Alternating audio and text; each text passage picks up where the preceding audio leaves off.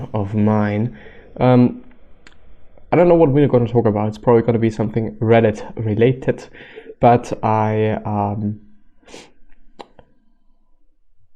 have to record for tomorrow as well, because tomorrow I'm probably not going to be at home, or at least not for such an extended period of time that I can indeed do something and work out something. And so I've decided, well, let's do it like this, let's record it today. It is 4 p.m. I still actually want to do quite a ton of things today, and podcasting. Let's talk about podcasting, because this is indeed something that I know a little tiny bit about.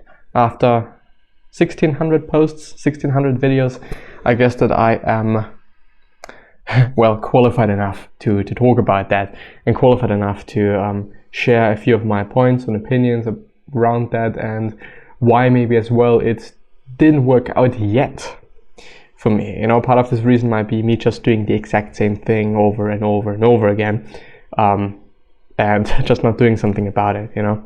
Maybe indeed something that I should be doing is sitting here and talking, maybe showing certain things that I also actually indeed want to talk about, or at least know something about. It's not going to be curated. I am not a person that polishes things too much. This is quite never ever what I do. I'm actually really good at fast and quantity. Fast and quantity is indeed something that I'm really, really, really good at. Polished and quality, no. that is definitely not my thing. Unfortunately, some sort of course I do have other qualities. Of course I can do other things, and we all have to work with what we have got, and this is basically also what I've been able to really use, I would say. I have, since I've started, always used the things that were around.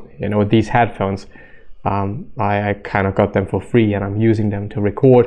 Of course, this PC, this workstation that I'm basically having, this is quite expensive. It is a MacBook Pro 2015, mid-2015, and so it is definitely not something that everyone needs, period. You don't need a lot of gear to podcast, and you certainly also don't need a camera to show yourself for podcasting. And it really, in the end, should be boiled down to what you're good at. What are you good at? But actually, in terms of content production in general, are you good at talking? Are you good at presenting something? Are you good at making videos? Are you good at polishing things? And I would certainly say that I'm pretty good at talking and basically presenting things. It is very important, though, to distinguish between some things that you actually indeed want to talk about, and things that you make yourself talk about, because maybe you noticed that this is something that worked quite well in the past, and people want to see these things. But in the end, it should be sustainable, and I think this may actually be one of the biggest goals you can have for podcasting. Letting this be sustainable, letting this be indeed something that you can do for a long time, to build the audience, to build the skill actually as well of, okay, how can I edit my audio? How can I upload things? How can I just be faster? And this is certainly as well something that I, over the past 4 years, have been able to really get good at, getting good at knowing those things that you have to do, those certain work steps, and trying to make them as efficient as you possibly can, by also setting up your workstation or PC or whatever you want to call it, in a sense that, okay, all your files are there, or your just edited files are there, and uploading is going to be with a setup, or actually a template on YouTube, as I'm actually having it, because it just makes things way faster. Yeah. But I do certainly think about having a new camera, or at least using my phone or something, for a bit of better quality. But as long as what you're talking about is worth talking about, people do not really care about it too much, how the quality is. And this is something that a lot of people said. I can point out too, Tim Ferriss very recently, and also Gary Vee not that recent, but he's probably talking about it multiple times, or has been talking about it multiple times. So it is just something that, well, is kind of the case. Of course, some shows and some things are really based on quality and this polished look and whatnot. But I mean, Choco's podcast was for quite as long as I can remember black and white, you know. Of course, the audio quality was fine. It wasn't just amazing as well, you know, but it was quite fine, you know, nothing to kind of be ashamed of or whatever. But he has also used his strengths, you know, and also actually showing and presenting your work in a certain way is, well, pretty essential. And of course, him showing his stuff in black and white means something completely different, or kind of says something completely different than me sitting here with my setup and doing whatever I'm doing. This is something completely different. This is something that indeed, well, feels also different. But let me actually show you what I am using and have been using to podcasting. Let's actually make this some sort of an, well, maybe not a tutorial, but, well, how to podcast? No, not really. Let me see where we are, and there we go. This is Buffer, by the way. You know, this is the main, well, software site that I'm using for publishing all the social media posts that I have. As you can see on the left side here, we have Facebook, Instagram, and LinkedIn. I do also have Pinterest that I am kind of not working with at the time anymore, but also Twitter. You know, Twitter basically some sort of went into a little bit of a bot region for me. You know, I'm using it to always repost when I'm posting a video, always repost when I'm, well, yeah, basically only posting a video. And you could also set it up to, well, repost your Instagram posts and whatnot, I guess. You know, I'm actually not quite sure. But for that, I'm using IFTT as far as I can remember. And I've Googled Bugs Bunny, IFTT. I guess it is called, yeah, it is called like that. And there you can see if upload video to YouTube, then tweet with link and image. And there is also a buffer integration. And this is actually, you know, very funny. I got to know IFTTT when I was working as an internship in, for a company that was, or I think still is at a certain place. Actually also where I live now, you know, back in those days I've lived at home, but now I've moved to this city, a rather big city, or bigger city, you know, let's put it like that. And well, it's pretty interesting, you know, how far that reaches back. This company, by the way, what have I Googled there? This is the other Bugs Bunny, Cropster. I know I'm getting a little bit off track here, and they do coffee roasting software, and I have worked in their marketing department, I guess. Very interesting and cool firm / company, and it was very familiar. I think they had, you know, first this place in Austria where I worked, and then another one, I get, or maybe two other ones, maybe one in Germany and one in Ireland or something, or the UK, something like that. Pretty interesting company, pretty interesting time, and I really can suggest you to do as many internships as you can. I have had 4 in 4 different companies. Well, yeah, 4. Even 3 of them were internships, you know, as kind of a legal statement, and the other one was just, you know, me working there throughout the summer, or I think it's been only 1 month or something. Anyway, always great coffee, you know, always that specialty coffee that I still can say is amazing. If you're a coffee lover, just have a look at specialty coffee. I'm not that of an expert in it anymore, and so I would just suggest you just getting into that space and you know, thinking about it and trying different brands. And you know, there probably are certain quizzes and whatnot, but as far as I know, Cropster is only doing like the software for it. even if I actually, while I was working there, I actually didn't really know what they're doing, to be honest. Anyway, so IFTTT is a way to automate things. For example, automating just this link posting on Twitter. Actually works pretty fine. Not that many people apparently are using it. The free version is fairly limited, I gotta say, but you can work with it. You can at least do something with it. How would you feel if a girl shows up on a first date? X, Y, and Z. Well, I don't know. I could, by the way, also for once have the stream be also named in a way that that also says something about whatever the fuck I'm talking about, because in the end it is always something pretty generic, and I am then dealing with it afterwards. Can I do it there? Let's see.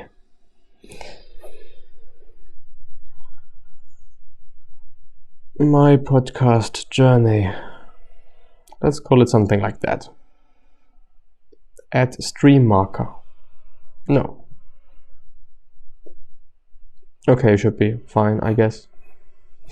I assume.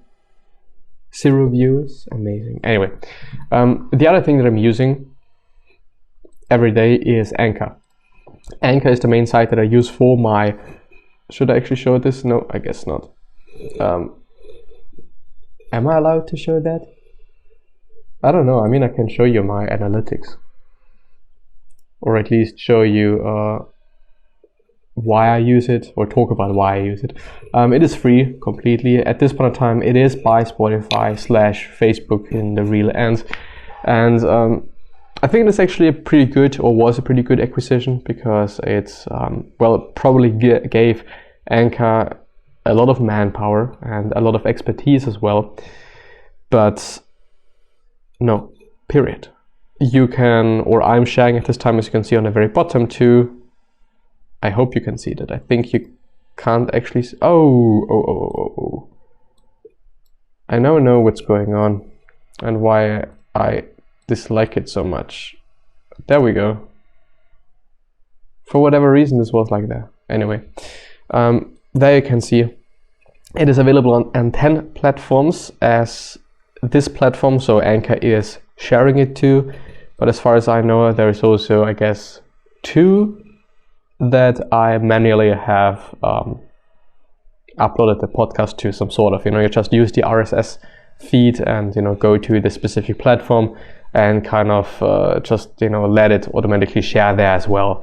That, it's not available here on the site. I think it is once Amazon and TuneIn, as far as I can remember, and it is actually pretty staggering that I even remember that, to really be honest.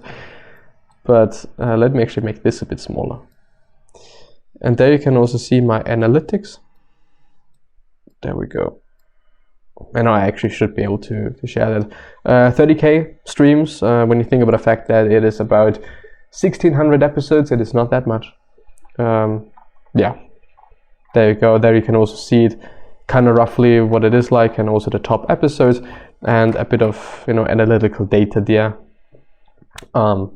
Yeah, pretty interesting, that a ton of people are from the United States and so on and so forth. And there you can also see the listening platforms that you are on and people are using very frequently, even though when they say other, well, what may it be? I don't actually know.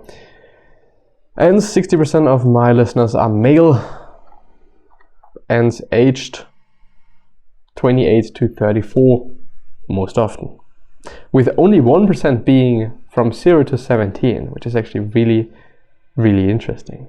I actually got a pretty old audience, I'd say, according to the data that I'm having there, which is, by the way, from Spotify. So I do not really know how useful it is, since, as you can see, 16% are from Spotify, compared to other, this is, quite nothing, quite the half of it, actually less than half of it. And so I don't really know if this is sensible to use, but yeah, anyway. In terms of microphones, in terms of audio quality, I'm using Adobe Audition to, well, you can't see that, to edit everything, and also Premiere Pro to just use it both quite. There is a very neat integration in Premiere Pro, so you just right click and then edit with Adobe Audition, and then you can edit the audio from the video and then just save it, and it automatically gets exported or saved also to Premiere Pro, which just makes everything so simple and so easy. For recording, I use OBS. It's actually been quite a few attempts to what quality to use and X, Y, and Z. I mean, there's so many different options that you can take control of and use and whatnot, but I would argue that the most important thing is the audio. So it should be loud enough. Making it more silent and just decreasing the volume of it is easier than increasing it, without having just a ton of noise. So it is in the end like photos. If you have a really well shot photo with a ton of data in the end, used in RAW, then you can actually get something out of it. You can increase or decrease the contrast. You can just make it more saturated or less saturated, whatever you want to like, because you have enough data. You can deal with that data, and it's the exact same thing with audio recording as well. If you record it in a very bad environment, if the recording itself is just completely broken, you can't do much with it. But on the other hand, if it is just at least well recorded, it doesn't have to be perfect, you could make it perfect in post, or you could just basically also make it worse in post for whatever reason. I don't know, but maybe there are some reasons, as there are actually also some reasons in design to make a photo a bit more pixelated, because there's another photo where you weren't able to find it in a better quality, and it looks really strange, if you have some sort of a photo manipulation and one photo is way more pixelated than the other one completely next to it or just very close to it. Makes things a bit more, less believable, I would argue. Then I upload to YouTube. I do have a template there so that I do not have to type in everything all the time. And then I do the thumbnail in Photoshop. I do also have this, very recently I've actually created that template of also this circle with my name on the very right bottom corner, just to have some sort of an CI, corporate identity, and have some sort of a just corporate identity, which means that when you see this thumbnail, you know that it is my thumbnail, and you know that it is one of my new episodes, and so on and so forth, which is very important. And I did have something like that before, also back in the days I've had an intro and whatnot, but in the end I figured out that it was a bit too much effort and or just too complicated to always do it live. I had the intro live, I had the outro live, I had some other sections live and whatnot. I think that I've deleted it or maybe even lost it, which is probably part of the reasons why I didn't use it anymore. And on the other hand, I just forgot about it while recording. When I'm recording, I'm just in my flow, I'm talking, I'm just trying to make it presentable, I'm trying to make it great and whatnot, and I'm not necessarily thinking about all those effects that I'm having laying around, especially also because they weren't too accessible.